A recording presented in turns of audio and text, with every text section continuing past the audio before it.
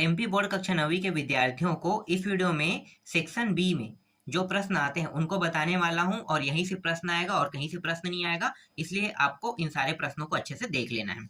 तो section B में क्या आता है? सेक्शन बी में राइटिंग आता है ना। तो राइटिंग जो होता है वो कैसे होता है, तो देखो मैं आपको दिखाता हूँ।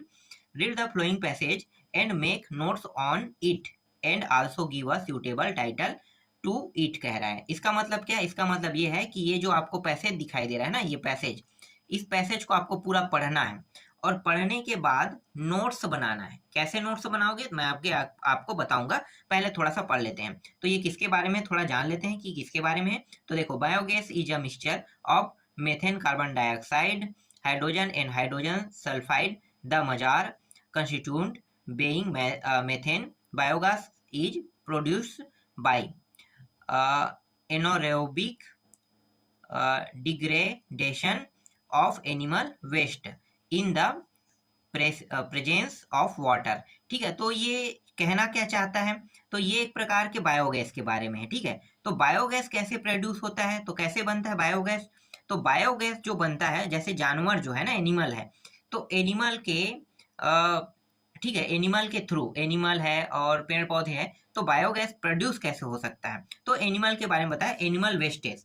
ठीक है, जैसे कि गोबर, तो गोबर से बायोगैस बन सकता है, बिल्कुल बन सकता है बायोगैस। तो उसके बारे में बताया। तो बायोगैस बनाते हैं तो कौन कौन से गैस निकलता है, उन गैसों को अलग करना है। ठीक है, तो देखो मैं आपको इसका उत्तर दिखाता हूँ, आपको समझ में आ जाएगा। जो पूरा टॉपिक बोला है ना, उसमें देखो यहाँ पे क्या है, कंपोनेंट ऑफ बायोगैस। बायोगैस के लिए कौन कौन से कंपोनेंट है, मतलब बायोगैस बनाते हैं तो कौन कौन सा गैस बनता है। तो गोबर को एक गड्ढे में डाल दो और वो गड्ढा क्या होगा, पूरी तरह से ढक दिया जाएगा।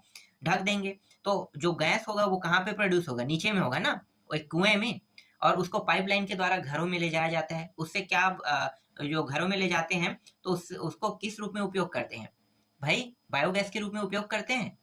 ठीक है, जिससे हम अपना खाना बना सकते हैं, ऐसा होता है। अब ना बायोगैस का उपयोग होना चालू हो गया है, गोबर के थ्रू गैस बनाते हैं। ठीक है, तो कौन कौन से गैस बनते हैं उससे, तो इसमें पूरा लिखा हुआ है। ये जो पैसेज है ना, इसमें पूरा लिखा हुआ है। तो वो सारे गैसों को क्या करना है, यहाँ पे ले लेना है। ठीक है, तो देखो, कंपोनेंट ऑफ बायोगैस, बायोगैस बनने के लिए मेथेन निकलता है। ठीक है, और कार्बन डाइऑक्साइड होता है, हाइड्रोजन होता है, हाइड्रोजन सल्फाइड होता है, ये गैस निकलता है। तो ये देखो, ये तीनों क्या है, ये चारों क्या है, गैस है। तो इसी तरह से जब नोट्स बनाओगे तो ये चारों पॉइंट क्या बता रहा है, गैस को बता रहा है। तो गैस को आपको एक तरफ लिखना है। ठीक है, तो इसलिए कंपोनेंट ऑफ गैस के बारे में बताया है। इसके बाद देखो, रिक्वायर्ड थिंग फॉर प्रोडक्शन। ठीक है, तो प्रोडक्शन क्या क्या होता है, तो एनिमल से देखो, एनिमल वेस्टेज, ठीक है, प्लांट वेस्ट, वाटर, ये सब क्या है, वेस्ट चीज है। ठीक है, तो ये वेस्ट होता है, एनिमल वेस्ट निकलता है, प्लांट वेस्ट और वाटर होता है। ठीक है, इसके बाद देखो, ये तीनों एक जैसे हैं। ठीक है, नेक्स्ट देखो, कैरेक्टरिस्टिक ऑफ बायोगैस। तो ये जो है क्या कर सकता है, ये पॉल्यूशन नहीं फैला, तो इसे नॉन पॉल्यूशन कहते हैं। इजी टू हैंडल, और आसानी से इसे हम हैंडल कर सकते हैं। तो इस तरह से बताना है। Clean and low cost fuel, ठीक है, ये क्लीन भी होता है और बहुत लो कॉस्ट फ्यूल भी है, मतलब बहुत कम पैसा लगता है। ठीक है, और यहाँ पे इसके बाद एक टाइटल भी बोला है, टाइटल लिखने के लिए। तो टाइटल क्या लिखो, बायोगैस एन आइडियल फ्यूल लिख लेना है। ठीक है, इस तरह से ये समझ में आ गया। ठीक है, दूसरा देखते हैं। देखो यहाँ पे दूसरा जो पैसेज है उसको दिखा देता हूँ। तो ये क्या है, when planning to go on a vacation. ठीक है, the tendency is to make sure that the travel plans are hassles free. ठीक है, तो ये कुछ वेकेशन के बारे में। ठीक है, वेकेशन जैसे कि छुट्टी में जाते हैं ना, हॉलीडे हॉलीडे, इसके बारे में है ये पैसेज। तो इस पैसेज के बारे में, ठीक है, आपको पता चल गया कि ये वेकेशन के बारे में। तो वेकेशन से संबंधित देखो, इसका टॉपिक क्या क्या बना सकते हैं, तो मैं आपको दिखाता हूँ। अब जैसे कि नोट्स बनाएंगे, तो नोट्स से क्या करते हैं, वेकेशन में जाने से पहले प्लानिंग ऑफ टूर, प्लानिंग करते हैं। तो प्लानिंग करेंगे, क्या करेंगे, पहले फीस इकट्ठा करेंगे। ठीक है, फीस इकट्ठा करने के बाद क्या करते हैं, पैसे आ जाते हैं तो फिर टिकट को कंफर्म करते हैं। फिर डिसाइड करते हैं क्या क्या लगेगा। ठीक है, कैसे कैसे जाना है, ये सब डिसाइड करते हैं। तो इन्होंने क्या किया है, प्लानिंग ऑफ टूर। तो देखो, मेकिंग इट हॉस्टल फीस, ठीक है, ये सब चीज लिखा हुआ है, आपको ले लेना है। तो क्या किया इन्होंने, फीस कलेक्ट किया है। ठीक है, हॉस्टल में अपने फीस कलेक्ट किया। कलेक्ट करने के बाद कंफर्म था टिकट, टिकट कलेक्ट किया। ठीक है, जितने लोग जाना चाहते हैं तो उनका टिकट ले लिया। टिकट लेने के बाद क्या क्या, decide the mean of transport, मतलब वो लोग कैसे कैसे जाएंगे, ठीक है, टिकट तो लिया है लेकिन ट्रांसपोर्ट भी तो करना पड़ेगा ना, तो अपना सामान पैक कर सकता है, ये ट्रांसपोर्ट में ही आता है। तो इस तरह से डिसाइड द मीन्स ट्रांसपोर्ट हो गया। इसके बाद क्या है देखो, चूज ऑफ वॉकिंग ट्रिप बोल रहे हैं, ठीक है, तो ट्रिप में क्या क्या चूज किया है इन्होंने, तो इसमें पूरा लिखा हुआ है पैसेज में। तो यहाँ पे चूज ऑफ प्लेस है, ठीक है, किसी जगह को देखने के बारे में इन लोगों ने सिलेक्शन किया है। फिर सिलेक्शन ऑफ एम्यूजमेंट थिंग्स है, ठीक है, जैसे कि एक पार्क होता है ना, तो वैसे ये है।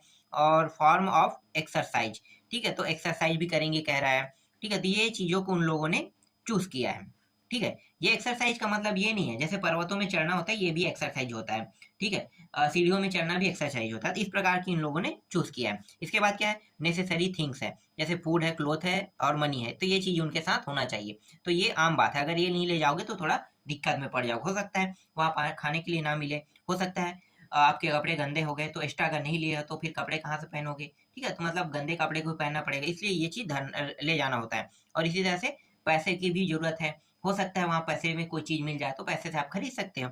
अब इसका टाइटल क्या दोगे, वॉकिंग हॉलीडे दोगे, ठीक है। आगे देखते हैं। इसके बाद देखो तीसरा तीसरा पैसेज क्या है, इन डेमोक्रेटिक, ठीक है, डेमोक्रेटिक कंट्रीज के बारे में बताया, in effort to restrict the freedom of the press are rightly critic, क्या है, क्रिटिकीज, नहीं क्या है, क्रिटी, हाँ क्रिटिसाइज है, ठीक है, क्रिटिसाइज लिखा हुआ है, ठीक है। तो देखते हैं इसका उत्तर क्या होगा। इसको पूरा पढ़ने की आवश्यकता नहीं, मैंने आपको पूरा पैसेज दिखा दिया है, ठीक है। अब इसको बनाना कैसे, देखो नोट्स दिया हुआ है यहाँ पे। तो नोट्स में हम उन चीजों को एक साथ रखेंगे जो जो वो एक जैसा हो, ठीक है, एक जैसा, जैसे कि ब्रश करना, नहाना, कपड़े पहनना, ऐसा ही तो होता है, नहीं एक जैसा चीज है। क्योंकि आप क्या कर रहे हो, कपड़े पहन रहे हो, नहा रहे हो, बीस अभी तो घूमने के लिए निकला भी नहीं हो, ठीक है, तो घूमने के लिए निकलो, कहाँ कहाँ जाओगे तो उसको अलग रखेंगे हम लोग। तो इसी तरह से ये पैसेज होता है, बहुत आसान होता है। तो देखो प्रेस इट फ्रीडम कह रहा है, तो क्या क्या फ्रीडम है, राइटली क्रिटिसाइज हो गया, वर्चुअल वर्चुअल हो गया, ठीक है। इसी तरह से कैन बी अबाउस हो गया, कैन कॉज सीरियस डैमेज हो गया, ठीक है। आगे देखते हैं, स्टोरी ऑफ पुअर कपल्स कह रहा है, तो यहाँ पे क्या है, आई लिव इन ऑब्सक्यूरिटी, ठीक है। इसके बाद है suit into fame, no peace of rest, ठीक है। आगे देखो, और इसके बाद ये है, ये सारे टॉपिक आपको याद कर लेना है। फिर टाइटल क्या है, freedom of press in democracy के बारे में है, तो ये लिख देना है, ठीक है। आगे देखो, इसके बाद देखो ट्रैवलिंग, मतलब घूमने फिरने की बात है, ये भी ट्रैवलिंग करने की बात है। जैसे कि बाइक राइडर को जानते हो ना, बाइक में घूमते हैं, उसे क्या कहते हैं, ट्रैवलिंग कहते हैं, ठीक है, ट्रैवल करते रहना, पैदल चल रहा है वो भी ट्रैवलिंग कर रहा है, वो 3 से 4 दिनों तक ट्रैवलिंग कर रहे हैं कहते हैं, तो क्या है, वो लगातार बस और गाड़ियों के थ्रू कहीं पहुंचने की कोशिश कर रहे हैं, उसको ट्रैवलिंग कहते हैं। जैसे मुझे कहीं जाना है और 3 से 4 दिन लग गया, तो मैं कुछ समय रुक रुक के क्या कर रहा हूँ, ट्रैवलिंग करते जा रहा हूँ, तो उसको ट्रैवलिंग कहते हैं। तो ये ट्रैवलिंग से संबंधित है, ठीक है। तो travelling is a mean of education, तो एजुकेशन से संबंधित है, एजुकेशन के लिए ये ट्रैवलिंग कर रहे हैं कह रहा है, ठीक है। तो इसके नोट्स कैसे बनाओगे, तो देखो इसका नोट्स थोड़ा सा अलग है, इसको पॉइंटों में बांट दिया गया है। जैसे कि means of education of travelling कह रहे हैं, AIM of education character building हो गया, ठीक है, एरो एरोगेन क्या है, arrangement of rich means done by servant हो गया, ठीक है। तो इस तरह से आपको बनाना है, और अंत में क्या करना है, देखो 6 टॉपिक बन गया, ये भी काफी है। इसके बाद टाइटल क्या लिखें, इंपॉर्टेंट ऑफ ट्रैवलिंग हो जाएगा, क्योंकि ट्रैवलिंग के बारे में इन्होंने बताया है, ठीक है, तो ये इसका टाइटल हो जाएगा।